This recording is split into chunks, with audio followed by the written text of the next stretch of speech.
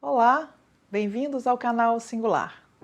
O destaque de hoje é Heitor Villa-Lobos, compositor brasileiro nascido no dia 5 de março de 1887. Figura exuberante, vigoroso, espontâneo, sorridente, Villa-Lobos impressiona pela qualidade e extensão da sua obra. São mais de 1000 composições, desde estudos para violão até grandiosas sinfonias e concertos. Suas fontes musicais iam da música erudita à música popular, passando pelo folclore. Sua formação era vasta e a sua produção foi genial. Ainda em vida, Villa-Lobos conquistou fama internacional, sendo reconhecido até hoje como o maior compositor brasileiro na música erudita, ao lado de Tom Jobim, que é considerado o maior compositor brasileiro na música popular. Melhor começar pelo começo. Heitor Villa-Lobos nasceu na cidade do Rio de Janeiro, no bairro das Laranjeiras, e ainda bem pequeno, morou no interior do estado e também em Minas Gerais, onde ouviu as modas caipiras e os tocadores de viola. De volta ao Rio, a casa dos Villa-Lobos era um ponto de encontro, com saraus semanais que varavam madrugada. Aos 6 anos, o pai começou a lhe ensinar clarinete e violoncelo, e o levava à casa de Alberto Brandão, onde os saraus reuniam também cantadores nordestinos. No meio de tanta música, ele começou também a estudar piano e descobriu a obra de Bach, compositor que inspirou as suas composições, em especial um dos seus famosos ciclos, a série de 9 peças chamada Bachianas Brasileiras, compostas por Villa na década de 30, sonoridades tipicamente brasileiras entrelaçadas com a atmosfera erudita, uma das marcas da sua obra. Mas voltando à sua infância, Villa aprendeu clarinete, violoncelo, piano e logo se aventurou também a aprender violão, mas isso era escondido da família. Naquele tempo, o violão não era muito bem visto como parte de uma educação formal.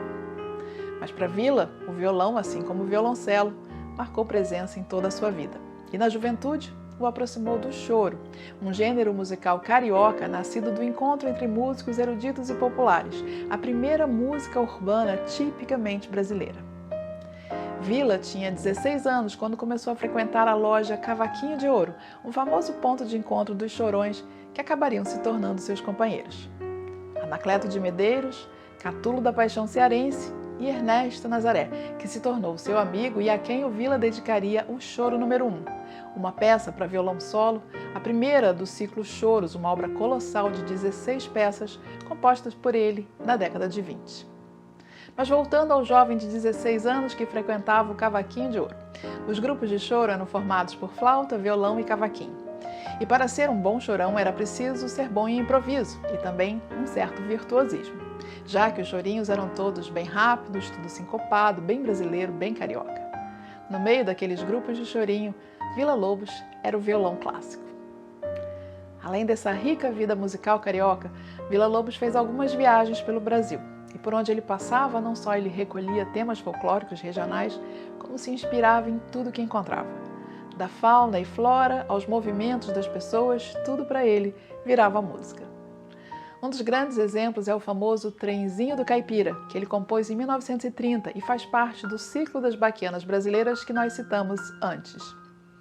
A linda peça descreve uma viagem de trem ao interior do Brasil. A melodia simples e encantadora se tornou conhecida ao receber a letra do poeta Ferreira Goulart décadas depois, mas o mais impactante mesmo é a orquestra fazendo com perfeição o som das engrenagens do trem, desde a sua partida até a sua chegada, os instrumentos gerando efeitos sonoros incríveis que realmente nos transportam para uma viagem pelas ferrovias do nosso país. E assim, da música erudita à música popular, passando pelo folclore, Villa-Lobos começou a tecer as suas composições enquanto ganhava a vida tocando nos teatros e nos cinemas cariocas. Mas Villa-Lobos sempre esteve longe de ser uma unanimidade. Em 1918, quando ele começou a se apresentar em concertos no Rio, os jornais publicaram duras críticas contra a modernidade da sua música. Acontece. A recepção inicial muitas vezes é refratária. À medida que os anos avançam, as obras vão sendo compreendidas, o que era moderno passa a ser tradicional, e assim os ventos seguem. Na linha do tempo, a boa música sempre sobrevive, e a obra do gênio se engrandece. O gênio é assim, ele aproveita tudo que ele vive, tudo que está disponível para todo mundo, e transforma aquilo em algo seu, algo único, e ao mesmo tempo, algo universal. Os ventos da modernidade seguiram soprando.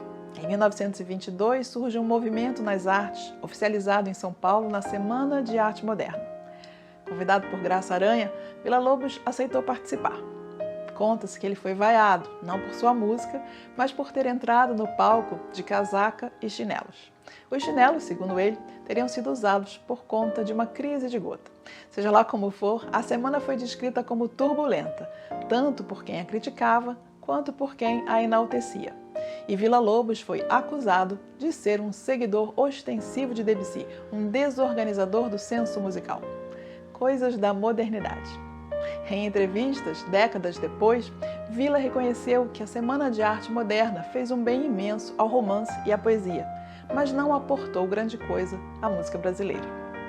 Da modernidade de 22, Villa-Lobos seguiu para Paris. Naquela época, na capital francesa, o seu viés nacionalista não só era bem-vindo, mas era considerado vanguarda. A cada tempo, o seu tempo. Na sua volta ao Rio, em 1924, o poeta Manuel Bandeira comentou: Villa-Lobos acaba de chegar de Paris.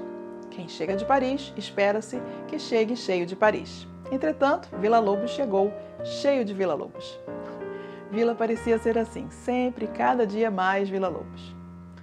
Um dia, em meio às suas temporadas europeias, o Villa veio ao Brasil para um concerto em São Paulo. E o que seria uma visita rápida acabou inaugurando um novo capítulo na sua biografia e um verdadeiro marco na vida de milhares de crianças e jovens brasileiros. Extremamente preocupado com o descaso com que a música era tratada nas escolas brasileiras, Villa-Lobos criou o famoso projeto de canto orfeônico, que envolvia o ensino de música e canto coral nas escolas de todo o país. Minha mãe sempre contava com muito orgulho que tinha feito canto orfeônico na escola onde ela estudava, no subúrbio do Rio. Contava que uma vez o próprio Villa tinha aparecido para reger o coral, o que a deixou bem impressionada.